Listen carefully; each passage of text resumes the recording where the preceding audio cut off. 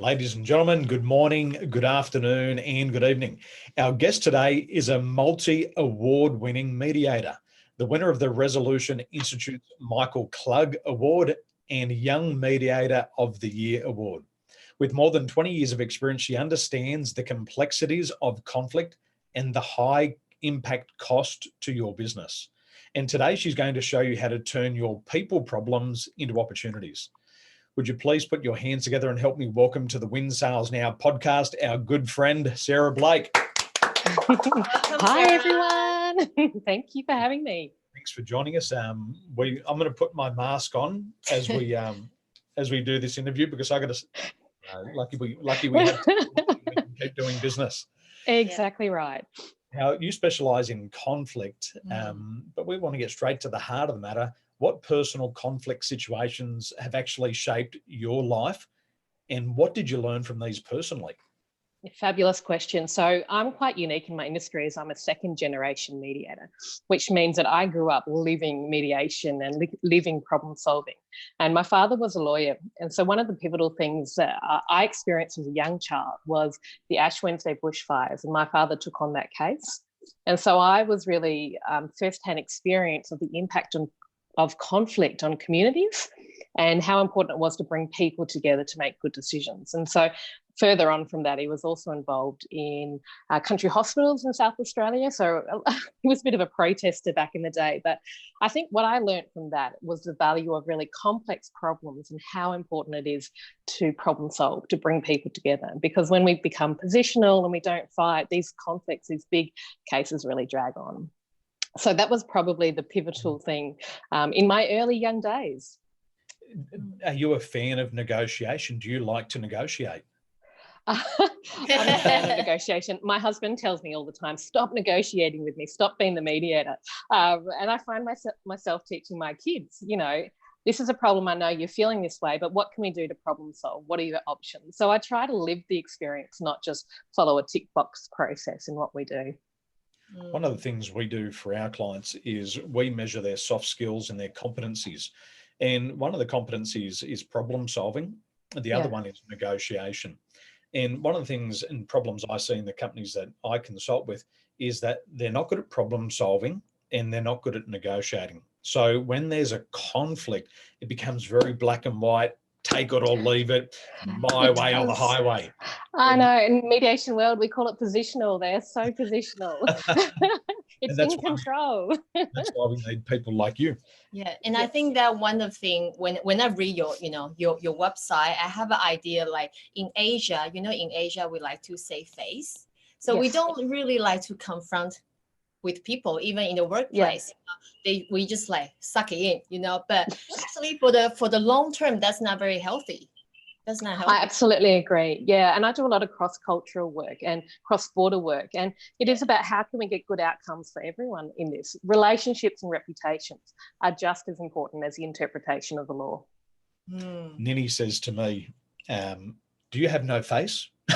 Yes, constant negotiation, isn't it, in the relationship? It's that high B style in disc, and I just confronted. He asked me, "Do you have any face?" And I say, "None at all." At least you know your strengths and weaknesses. Now, COVID-19 has just hit Australia. We've been through it here in Taiwan. It's hitting Australia now. How is conflict impacting business during the COVID-19 pandemic? What are you seeing?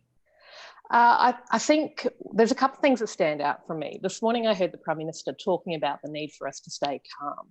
And it's a little bit hard when we're in business, like, stay calm, the waters are rising, where's my exit strategy, what do I do?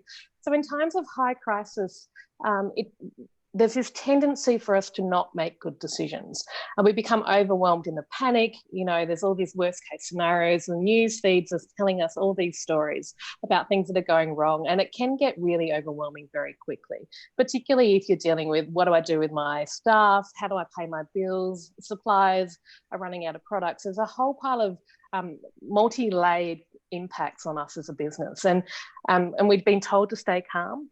So one of the things that I'm really conscious of in terms of the conflict and the escalation is that people are on edge, people are confused, and when they're feeling that way, they tend to react out, they tend to get emotional, they tend not to listen, and they tend to make poor decisions based on a lack of quality information.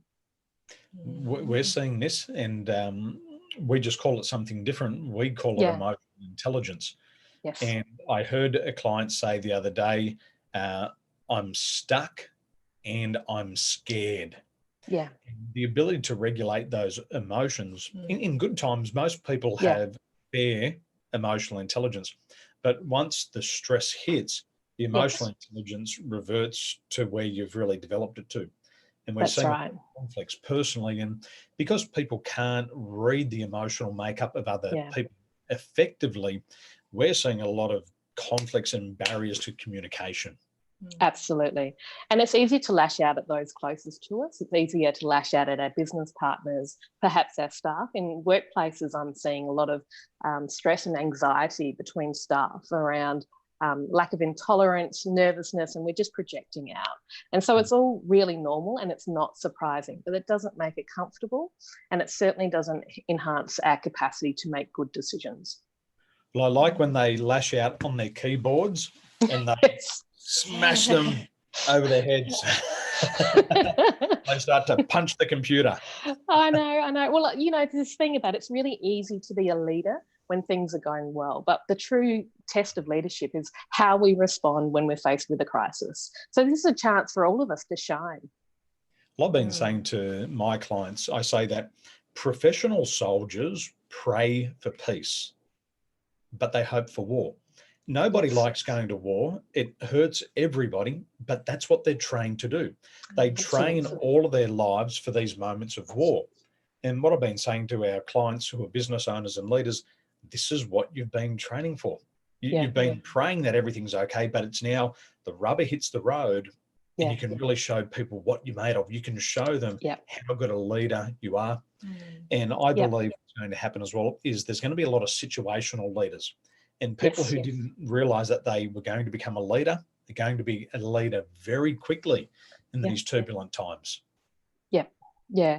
I think it's going to be really interesting to see what, emerges from these ashes of the stress and the uncertain times. It's a real opportunity for many people. And for those that are feeling like, shit, we didn't prepare, I think also it's also a really great reminder to take a breath. It's not too late. We can still gather information and make good decisions, even if we haven't done all that extensive preparation work. Absolutely. Yeah. So Sarah, I think you already shared a lot of good insight about this. So my last question is, what practical idea you think that you can share with our followers and the friends to turn people's problems into opportunities? Yeah, look, I'm a great believer, I guess, because I work in conflict every day, is that it's such an opportunity for innovation and change. And we need to change the way that we think about what's going on. Instead of thinking this is a real negative and looking back and saying, no. I want to challenge each of us to say, what if? What are the opportunities that might emerge from this? Because once we change our mindset, we move from a position of blame into a place of problem solving. And that's so much more constructive during these times. So change your mindset. It might take practice. You can feel the emotion, but once we navigate into problem solving, we're more likely to get great outcomes. I love that. Now, you're a professional mediator, and people are going to need mediation work, especially through these times. Your website is smblake.com. And ladies and gentlemen, we recommend that you head over there right now, because if there's a conflict unresolved in your business, it becomes a major constraint. And what we say in business is 80% of the things that hold you back are internal to your business. COVID-19 is going to impact everybody. That's a fact. You can't do much about it. You can't change it, but you can take control of what's happening in your business. So absolutely. Sarah, thank you so much for sharing these ideas. Ladies and gentlemen, head over to Sarah Blake's website right now, smblake.com, and we appreciate your time. Thank you so much, Sarah. Thank you. Stay well, everyone. Thank you. Take care.